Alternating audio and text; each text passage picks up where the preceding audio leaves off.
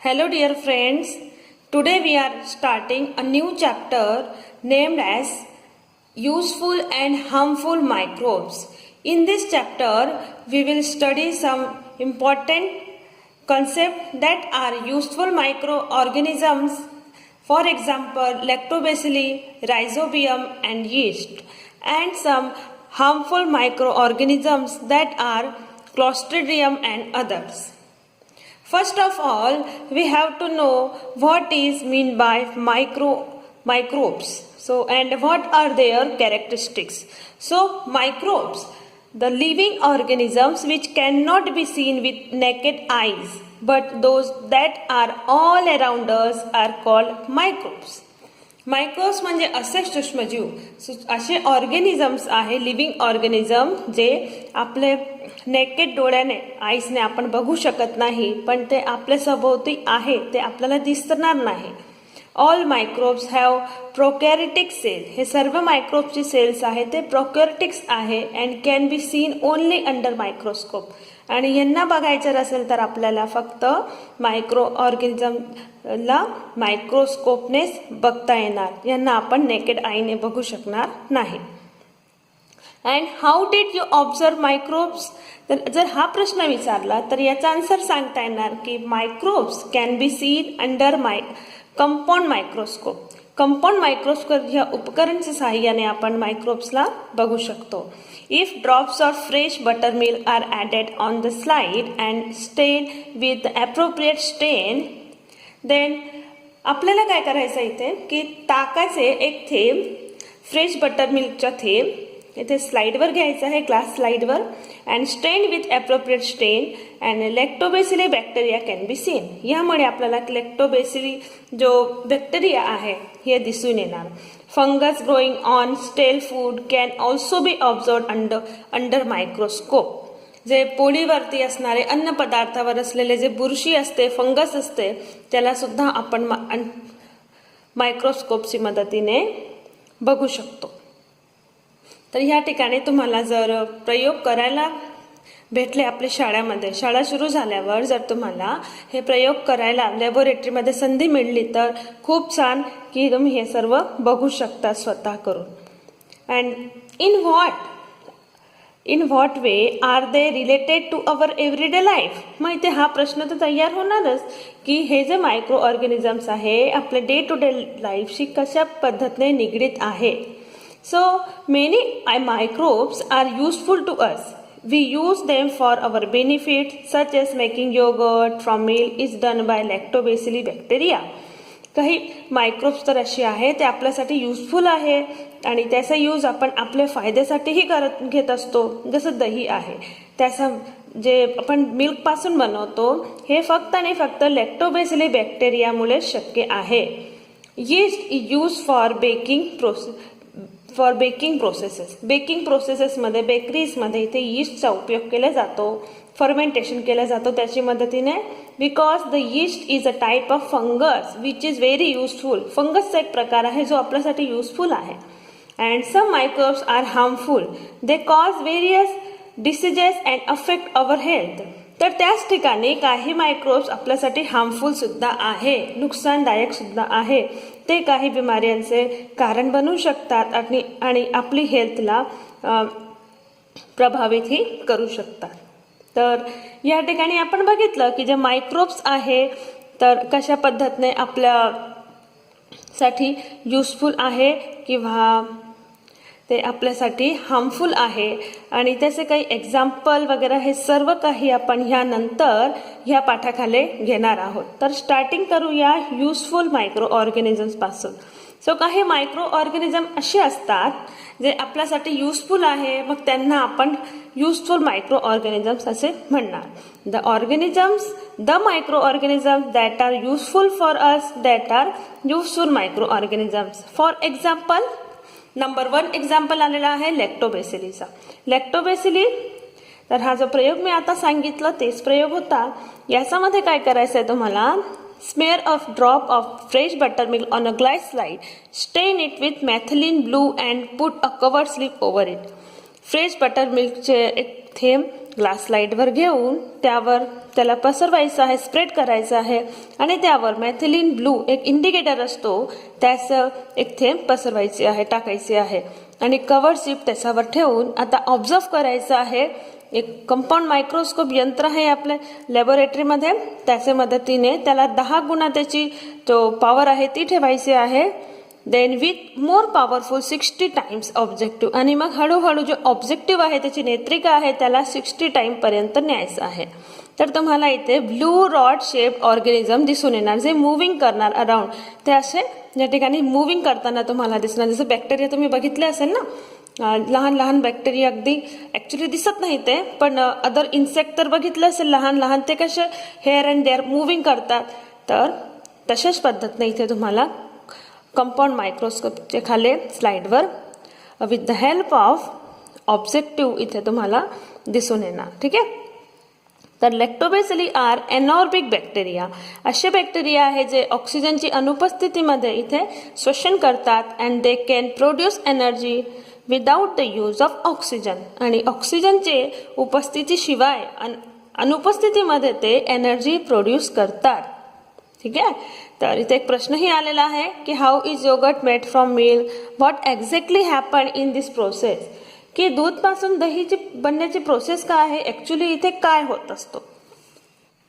Actually आपण जेव्हा मिल्कपासून yogurt बनवतो तेव्हा काय करत असतो की जेव्हा आपल्याला समजा दही बनवायचं आहे तर आपण दूध घेणार, दूधला हलकासा असं कोमट गरम करणार, ल्यूक वॉर्म झाला म्हणतात, ल्यूक वॉर्म मिल्क, याच्यामध्ये आता थोडंसं प्रमाणात दही असेल आपल्या घरी तो तिथे टाकतो दूधमध्ये, म्हणजे आपण त्याच्यामध्ये मुरण टाकतो आपली भाषेत जर म्हणायला गेले तर जो कल्चर आहे प्रिव्हियस योगर्ट जे आहे कंटेनिंग लॅक्टोबॅसिली, ज्यामध्ये लॅक्टोबॅसिली ऑलरेडी आहे असं योगर्ट आपण घेतो आणि त्याला ल्यूक वॉर्म मिल्कमध्ये ॲड करतो. अँड दिस बॅक्टेरिया, जो लॅक्टोबॅसिली बॅक्टेरिया आहे, bring about chemical change in the milk. तो आता मिल्कमध्ये केमिकल चेंज करून घेतो. The lactose sugar in the milk is change to lactic acid. जो लॅक्टोज शुगर असते मिल्कमध्ये बघा, शुगर एक त्याचा कंपोनेंट आहे, मिल्कमध्ये शुगर एक त्याचा कन्स्टिट्यूंट आहे. तर जो लॅक्टोज शुगर ज्याला म्हणतात त्याचा चेंजेस होतो इथे लॅक्टिक ॲसिडमध्ये. म्हणजे शुगर ज्याचा मूलधर्म आहे गोड असते त्याचं कन्व्हर्टेशन इथे लॅक्टिक ॲसिडमध्ये होतो आणि ॲसिड आंबट असतो. ॲक्च्युली आपण इथे टाकलेला आहे दही टाकल्यामुळे तो आंबट होतो. The pH of the milk is reduces due to lactic acid. मग मिल्कचा जो pH व्हॅल्यू जो जवळपास 7च्या बरोबर असतो, म्हणजे तो मिल्क 7 असतो, तर ह्या ठिकाणी त्याचा pH व्हॅल्यू कमी होतो आणि pH व्हॅल्यू तो 7च्या खाली आला की मग त्याचा जो स्वभाव आहे तो एक ॲसिडच्या प्रकारे होतो, म्हणजे त्याचा चव जो आहे ती आंबट होते. Milk proteins get separated from the other constituent and coagulation of milk occur. या ठिकाणी जो मिल्क प्रोटीन आहे, जो मिल्कमध्ये कंटेंट असतो त्याच्यामध्ये समाहित असतो मिल्क प्रोटीन, तो आता सेपरेट होतो मिल्कपासून. आणि तुम्ही बघितलं असेल की जेव्हा दूध फाटतो, जेव्हा आपण दही त्याच्यामध्ये मिक्स केलेलं आहे तर काही तासाने मग त्याच्यामध्ये असे गाठी तयार होतात. तर काय होतो या ठिकाणी मिल्क प्रोटीन त्याच्यामधून सेपरेट झाला आणि अदर कन्स्टिट्युएंटपासून वेगळा झाला आणि त्याचा कॉग्युलेशन ऑफ मिल्क तिथे सुरू होतो. And thus fermentation and coagulation processes change the milk into yoghurt. आणि जो फर्मेंटेशन कॉग्युलेशनची प्रोसेस आहे तो मिल्कला इथे योगर्टमध्ये दहीमध्ये चेंज करून देते. तर ही सर्व प्रोसेस मी तुम्हाला अगदी सिम्पली इथे दाखवली. The low pH destroys harmful microbes present in the milk. आणि जो pH व्हॅल्यू कमी झाला आहे त्याच्यामुळे मिल्कमध्ये प्रेझेंट असलेले जो हार्मफुल मायक्रोब्स आहेत ते सुद्धा इथे डिस्ट्रॉईड होतात. तर म्हणून इथे म्हटलं जातो की लॅक्टोबॅसिली इज युजफुल. यानंतर काही युजेस ऑफ लॅक्टोबॅसिली आलेले आहे. Number 1, various milk products like yogurt, buttermilk, ghee, cheese, shrikhand etc. can be obtained by fermentation of milk. मिल्कचे फर्मेंटेशन झाल्यानंतर कितीही मिल्क प्रोडक्ट इथे बनवू शकतात. योगर्ट, बटरमिल्क हे सर्व जे आहे ते हे फक्त लॅक्टोबॅसिलीमुळे शक्य आहे. Number 2, lactobacilli fermentation is useful for large scale production of cider, cocoa, pickle of vegetables etcetera. या सर्व गोष्टीमध्ये सुद्धा लॅक्टोबॅसिलीचं फर्मेंटेशन जो केलं जातो ते युजफुल आहे. Number 3, lactobacilli and some other useful microbes taken together are used to treat abdominal discomfort. जो लॅक्टोबॅसिली आहे आणि काही दुसरे युजफुल मायक्रोब्स सुद्धा आहे जे आपण पुढे शिकणारच आहोत या ठिकाणी. तर हे सर्व ॲब्डोमिनल डिस्कम्फर्ट म्हणजे पोटासंबंधी जे आजार आहेत त्यांच्या ट्रीटमेंटसाठी यूज केले जातात. Number 4, leavened fodder offered to domestic cattle like cows and buffaloes is fodder fermented with the help of lactobacilli. फोडरचा फर्मेंटेट करून लॅक्टोबॅसिलीच्या मदतीने जो पदार्थ बनतो, फोडर म्हणजे या ठिकाणी जे खाद्यपदार्थ आहे पशुवांसाठी ते बनवले जातं आणि डोमेस्टिक कॅटलला खाऊ घातलं जातं. जसे काऊ आहे, बफेलोस आहे. फर्मेंटेशन केल्याशिवाय त्यांचा जो फोडर आहे ते बनत नाही. तर या ठिकाणी सुद्धा लॅक्टोबॅसिलीचा वापर झाला. Number 5, the lactobacilli fermentation process is used to make wine and some types of bread. इथं फर्मेंटेशन करून वाईन बनवली जाते आणि फर्मेंटेशनमुळेच ब्रेड सुद्धा बनवले जातात. ते सर्व लॅक्टोबॅसिलीच्या फर्मेंटेशनमुळे होतो. तर इथे काही युजेस झाले लॅक्टोबॅसिलीचे, याच्यावर सुद्धा क्वेश्चन विचारला जातो एक्झामला, म्हणून हे सुद्धा तयार करून घ्या. यानंतर रायझोबियम सिम्बायोटिक बॅक्टेरिया. तर बघा, जेव्हाही आपल्याला कोणत्या बॅक्टेरियाची स्टडी करायची असते, मग तो बॅक्टेरिया आपण कोणत्या सोर्सपासून मिळवून घेणार, ते आपण कुठून बघू शकतो याच्यावर आपण पहिले विचार करत असतो. मग रायझोबियम बॅक्टेरिया आपल्याला भेटणार आहे लेग्युमिनस प्लांट्सपासून. जे बीन्सवाले प्लांट्स आहेत त्यांचे रूट नोड्यूल्समध्ये हे रायझोबियम नावाचे बॅक्टेरिया प्रेझेंट असतात. So for this there is a activity here.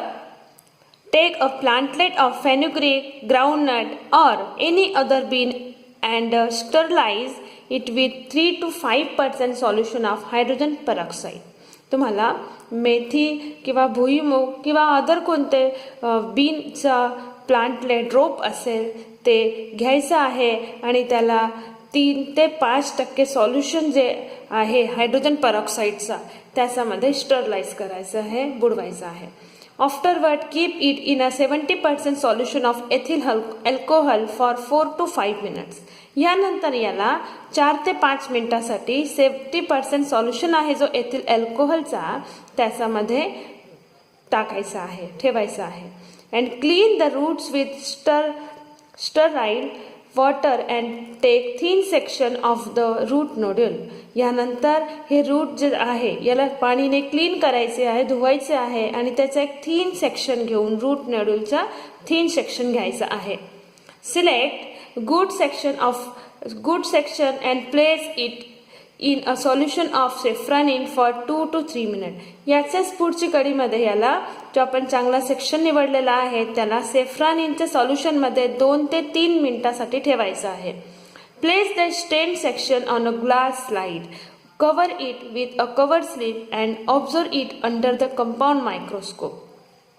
आता हे जे स्टेन सेक्शन आहे हे ग्लास स्लाइडवर ठेवायचं आहे आणि याला कवर स्लिपने कव्हर करायचं आहे. कव्हर स्लिपने कव्हर करून मग याला अंडर कंपाऊंड मायक्रोस्कोपची मदतीने ऑब्झर्व करायचं आहे. तर ऑब्झर्व केल्यानंतर तुम्हाला काय दिसणार की एक पिंकिश रॉड शेपचा ऑर्गॅनिझम इथे दिसतो ज्याचं नाव आहे रायझोबियम बॅक्टेरिया. ॲक्च्युली इथे जो रायझोबियम दाखवला गेलेला आहे, साईडमध्ये फिगर दाखवला आहे रायझोबियमचा, इथे तो ब्लॅक अँड व्हाईट दिलेला आहे, पण ॲक्च्युली याचा कलर पिंकिश असतो, तो आपल्याला इथे दिसून येणार. And note that we had to search for the root nodules of leguminous plants to obtain this bacteria. की आपल्याला हे जो रायझोबियम आहे ते लेग्युमिनस प्लांटपासून मिळवायचे आहे. लेग्युमिनस प्लांट असे असतात जे बीन्स किंवा जे प्रोटीनयुक्त जे आहे म्हणजे जे पल्सेस आहे त्यांचे रूट नोड्यूल्समध्ये हे असतात. So are the rhizobium bacilli useful to this plants are harmful. इथे छानसा प्रश्न विचारला गेला आहे की जो रायझोबियम बॅक्टेरिया आहे ते प्लांटसाठी युजफुल आहे, युजेबल आहे का हार्मफुल आहे. तर याचा उत्तर मिळवण्यासाठी तुम्हाला हे जो बॅक्टेरिया आहे रायझोबियमचा, याचा रोल बघावा लागणार आहे. याचा role and importance of rhizobium हे बघावं लागणार आहे, जेणेकरून तुम्ही ठरवू शकता की whether they are useful or harmful for plants. Role and importance of rhizobium. रायझोबियमचा रोल काय आहे हे बघतो आपण इथे की rhizobium living in root nodule supply nitrates, nitrites and amino acids to that plant and in exchange get energy in the form of carbohydrates from it. बघा, nitrogen gas अशी गॅस आहे जे वातावरणामध्ये जरी मिसळलेली आहे, तुम्हाला माहीत आहे की ॲटमॉस्फिअरमध्ये 78% नायट्रोजन असते, पण नायट्रोजन जी गॅस आहे ते लिव्हिंग ऑर्गॅनिझम डायरेक्ट घेत नाही. नायट्रोजनला पहिले त्याचे कंपाऊंड्समध्ये कन्वर्ट करावा लागतो, मग त्याचा यूज होतो. तर रायझोबिया नावाचे जो ऑर्गॅनिझम, हे जे मायक्रोब्स आहे या ठिकाणी, हे रूट नोड्यूल्समध्ये प्रेझेंट असतात, तिथं राहतात आणि हे सप्लाय करतात नायट्रेट्स, नायट्राइट्स आणि एमिनो ॲसिड जो प्लांट्सला सप्लाय करतात आणि याचा बदला ते कार्बोहायड्रेट ते प्लांटपासून घेत असतात. तर इथे आहे की नायट्रेट, नायट्राइट्स आणि एमिनो ॲसिड कुठून येतात, तर हे नायट्रेट, नायट्राइट्स आणि एमिनो ॲसिड जे काही आहे ते नायट्रोजनचेच कंपाऊंड्स आहे. मग जो रायझोबिया नावाचा बॅक्टेरिया आहे, जो रूट नोड्यूल्समध्ये प्रेझेन्स आहे इथे लेग्युमिनस प्लांट्सचे, तो वातावरणातील नायट्रोजनचा फिक्सेशन करतो. नायट्रोजन फिक्सेशनचाच अर्थ आहे की नायट्रोजनला त्याचे कंपाऊंड्समध्ये कन्वर्ट करणे. मग हे कंपाऊंड्स आहे nitrates, nitrites and amino acid. मग ह्यामध्ये कन्वर्ट झाला की हे सर्व प्रोटीन्स आहे आणि हे प्रोटीन इथे तयार होतो प्लांटसाठी, जो त्याची ग्रोथसाठी चांगले आहे. मग याचा बदला जो रायझोबियम मायक्रो ऑर्गॅनिझम आहे तो एनर्जी मिळवत असतो, कारण त्याला एनर्जी हवी आहे ग्रोथ करण्यासाठी. मग तो एनर्जीसाठी कार्बोहायड्रेट घेत असतो. Carbohydrate is energy giving nutrient. तर कार्बोहायड्रेट जो फोटोसिंथेसिस प्रोसेसमध्ये प्लांटचे लिव्समध्ये बनलेला असतो, तो इथे याचा बदला एक्सचेंजच्या स्वरूपात रायझोबियाला गेटिंग एनर्जीसाठी मिळत असतो. And such a mutually beneficial relationship is called symbiosis. आणि हे जे फायदेशीर रिलेशनशिप आहे, तर हे जे आहे याला सिम्बायोसिस असे म्हणतात. की म्हणजे जो रायझोबिया आहे त्याने प्लांटसाठी नायट्रेट्स व हे जे काही कंपाऊंड्स आहे नायट्रोजनचे, हे बनवून दिले, अवेलेबल करून दिले आणि याचाच एक्सचेंजमध्ये, याचाच बदला त्याने स्वतःसाठी एनर्जी मिळवण्यासाठी कार्बोहायड्रेट इथे गेन केला. तर ही रिलेशनशिप म्हटली गेली सिम्बायोसिस. आलं असं लक्षात. यानंतर लिहिलं आहे की rhizobia produce nitrogenous compounds from atmospheric nitrogen.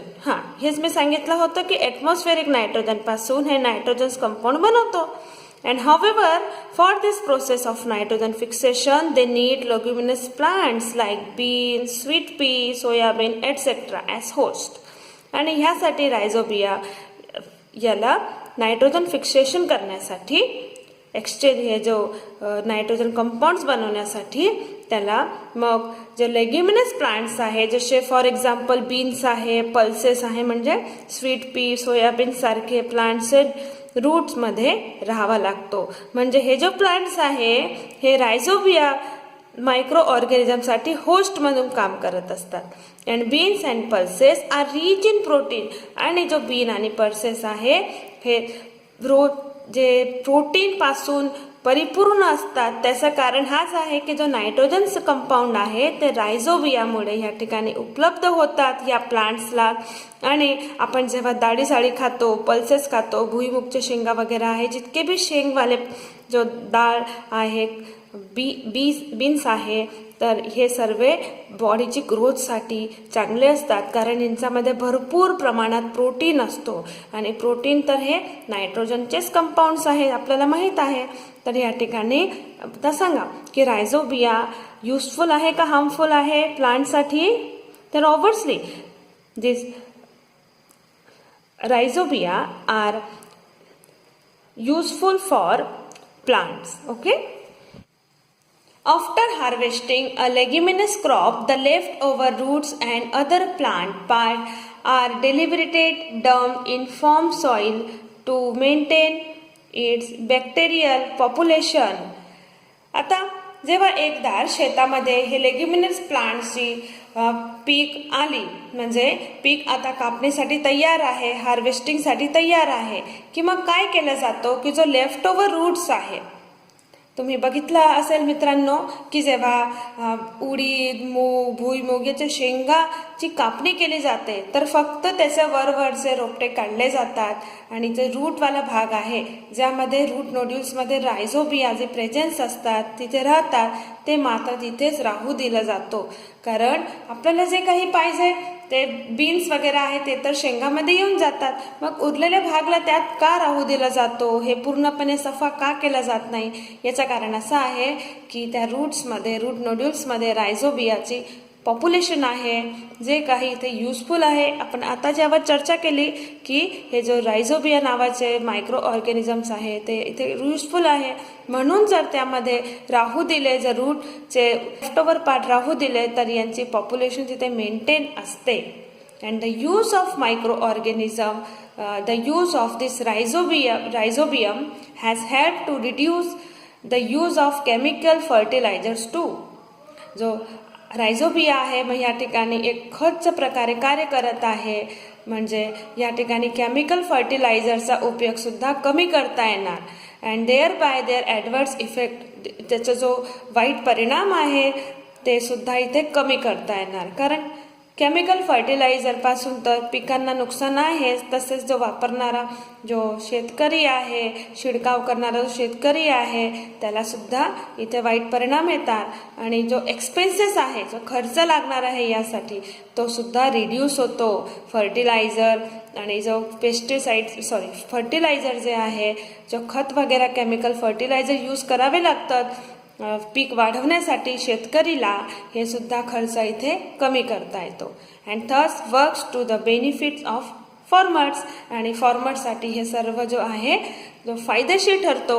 म्हणून आता तुम्ही तर कन्फर्म सांगू शकतात की रायझोबियम्स आर युजफुल फॉर प्लांट्स.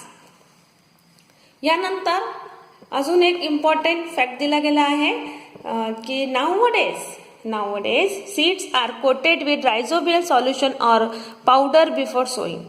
जेव्हा बी पेरणी केली जाते, सोईंग केली जाते, त्याच्या आधी हे जे बी आहे याला रायझोबियमचे जो सोल्युशन आहे, रायझोबियल सोल्युशन म्हणजे असं सोल्युशन ज्यामध्ये रायझोबियमची खूप मोठी अशी पॉप्युलेशन असते, असा एक सोल्युशन असू शकतो किंवा पावडरच्या स्वरूपात असू शकतो. यामध्ये हे सीड्सला बुडवलं जातो किंवा त्याच्यावरती तसं हे त्यामध्ये त्याचा जो फिरवलं जातो हे बीसला. आणि after sowing rhizobia enter the plantlet, मग जेव्हा हे अशा प्रकारचे बी मातीमध्ये पेरले जातात मग रायझोबिया प्लांटलेट्समध्ये इंटर करतात. प्लांटलेटमध्ये जेव्हा इंटर करतं म्हणजे प्लांटलेटमध्ये जेव्हा त्याचे रोप तयार होतात ना, तर ह्या ठिकाणी रायझोबिया डायरेक्टली इंटर करतात. And this is called rhizobial inoculation. विचारलं जातो कधी एक्झामला की व्हॉट इज रायझोबियल इनॉक्युलेशन, तर तुम्हाला हे 2 लाईन इथे लिहिता येणार. And this experiment has help in the supply of nitrogen to serials and other crops besides leguminous crop. मग हा जो एक्सपेरिमेंट आहे तो लेग्युमिनस पीक यांच्यासोबत धान्य आणि दुसरी पिकांसाठी सुद्धा फायदेशीर आहे. याने नायट्रोजनचा सप्लाय पुरेसा होतो आणि म्हणून हा एक्सपेरिमेंट इथे युजफुल आहे. मग आता आजचा व्हिडिओ आपण इथेच स्टॉप करूया. ॲक्च्युली बरेच काही पार्ट बघितले आहे आज आपण. याच्यात आपण बघितलं what are microorganism, 2 types of microorganism, useful and harmful. Then in useful microorganism we have covered 2 microorganisms that are lactobacilli and rhizobium. And in next video we will discuss about yeast and antibiotics. Okay, so thanks for watching.